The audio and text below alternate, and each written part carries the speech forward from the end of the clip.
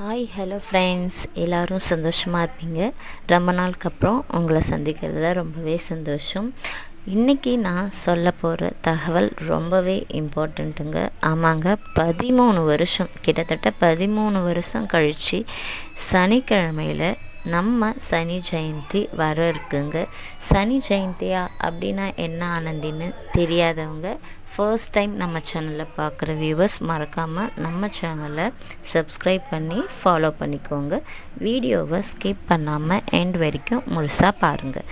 வாங்க வீடியோக்குள்ளே போகலாம்.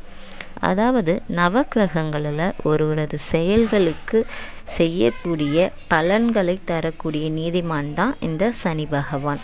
அப்படிப்பட்ட இந்த சனி பகவான் சூரிய பகவானின் மகன் ஆவார். இந்த சனி பகவான் வைகாசி மாதத்தில் வரும் அமாவாசை நாளில் பிறக்கிறாங்க. இந்த சனி பகவான் பிறந்த தினம்தான் ஒவ்வொரு வருஷமும் சனி ஜெயந்தியாக நம்ம கொண்டாடிட்டு வரோம். இந்த வருஷமும் சனி ஜெயந்தி மே மாதம் 16ஆம் தேதி, அதாவது நாளைக்கு நடக்க இருக்குது. இந்த சனி ஜெயந்தியானது சனி பகவானுக்கு ரொம்பவும் உகந்த நாளாக கருதப்படுறது மட்டும் இல்லாமல் 13 வருஷம் கழித்து சனிக்கிழமையிலே வர்றதுனால மிகவும் சிறப்பாக கருதப்படுதுங்க. அதுவும் இந்த சனி ஜெயந்தி யார் யாருக்கெல்லாம் பல மங்களகரமான யோகங்களையும் ராஜ யோகங்களையும் உருவாக்கி இருக்குது. சில ராசிக்காரங்களுக்கு இந்த சனி பகவான் பரிபூர்ண ஆசியை வழங்கவும் இந்த வருஷம் காத்துட்ருக்காரு. அப்படிப்பட்ட இந்த சனிக்கிழமையில் வரும் சனி ஜெயந்தியால் உச்சத்தை தொடப்படும் ராசிக்காரர்கள் யார் யாருன்னா, கன்னி ராசிக்காரர்களும் மகர ராசிக்காரர்களும் கும்ப ராசிக்காரர்களும் தாங்க. அப்படின்னா இந்த 3 ராசிக்காரர்களை தவிர நம்ம சாதாரணமாக அதர் ராசிக்காரர்களுக்கெலாம் எந்த ஒரு பலனும் இல்லையா அப்படின்ட்டு கேட்காதீங்க. இந்த சனி ஜெயந்தி என்பது சனி பகவானின் பிறந்த நாள், அதாவது அவதார தினமாக நாம் அனுசரிச்சுட்டு வரோம். இது ஒவ்வொரு ஆண்டும் வைகாசி மாதம் அமாவாசை என்று கொண்டாடப்படுகிறது. கர்ம வினைப்படி நீதி வழங்கும் கடவுளாக சனீஸ்வரர் போற்றப்படுகிறார்.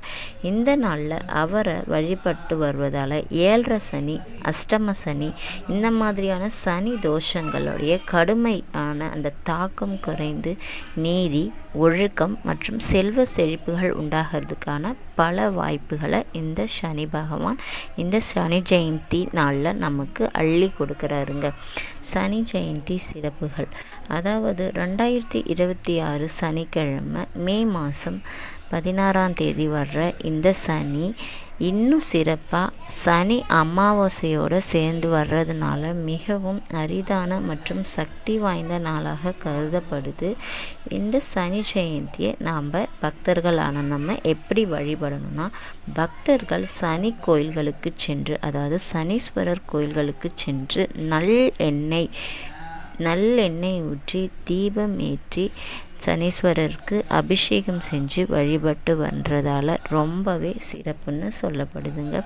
என்ன மாதிரியான பரிகாரங்கள் நம்மளுடைய அஷ்டம சனி பிற தோஷங்களை நீக்கிறதுக்கு நம்ம இந்த சனீஸ்வரருக்கு தானமாக கொடுக்கலான்னா, கருப்பு எள், கருப்பு துணி, இரும்பு பொருட்கள் மற்றும் நல்லெண்ணெய், அதாவது கருப்பு எள்ளில் உருவாக்கின எண்ணெய் ஆகியவற்றை ஏழைகளுக்கு தானம் செய்வது ரொம்பவே சிறப்பாக இந்த சனி ஜெயந்தி நாளில் கருதப்படுது.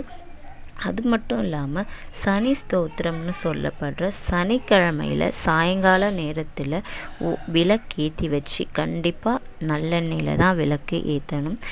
ஓம் சனீஸ்வராய நமக என்ற மந்திரத்தை நம்ம 9 முறை, 21 முறை, இல்லை 108 முறை உங்கள் வசதிக்கு ஏற்ற மாதிரி ஒற்றைப்படையில் ஓம் சனீஸ்வராய நமகன்ற மந்திரத்தை சொல்லி எண்ணெய், அதாவது நல்லெண்ணெய் தீபம் ஏற்றி வழிபடலாம்.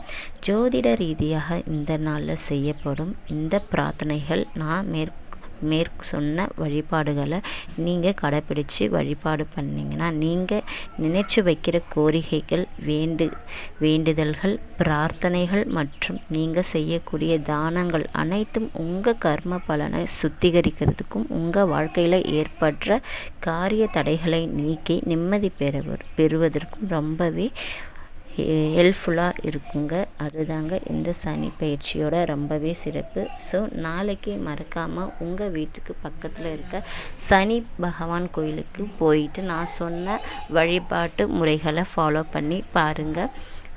உங்கள் வீட்டுக்கு பக்கத்தில் இருக்க கோயில்களுக்கு செல்ல முடியலனாலும் நவக்கிரகங்கள் இருந்தால் அந்த நவக்கிரக வழிபாட்டை கூட நீங்கள் தீபம் ஏற்றி வழிபட்டுட்டு வரலாம்.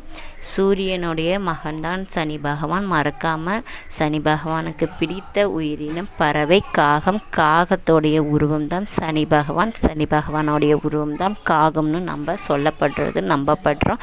ஸோ மறக்காமல் நீங்கள் நாளைக்கு செய்கிற உணவுகளை ஒரு படையல் வச்சு காக்காவுக்கு நீங்கள் படைக்கணும். காகத்துக்கு நீங்கள் உணவு படைத்து வழிபட்டு சனி பகவானை வீட்டிலே கூட நினச்சி வழிபட்டு வரலாம். ரொம்பவே சிறப்பு. கோயிலுக்கு போக முடியாதவங்களை வீட்டிலே வழிபடலாம், எந்த தப்பும் இல்லை. ஸோ நான் சொன்ன தகவல்லாம் உங்களுக்கு பிடிச்சிருந்துச்சுன்னா மறக்காமல் நம்ம சேனலை சப்ஸ்கிரைப் பண்ணி, லைக் பண்ணி, கமெண்ட் பண்ணி, ஷேர் பண்ணுங்கள். Thank you friends.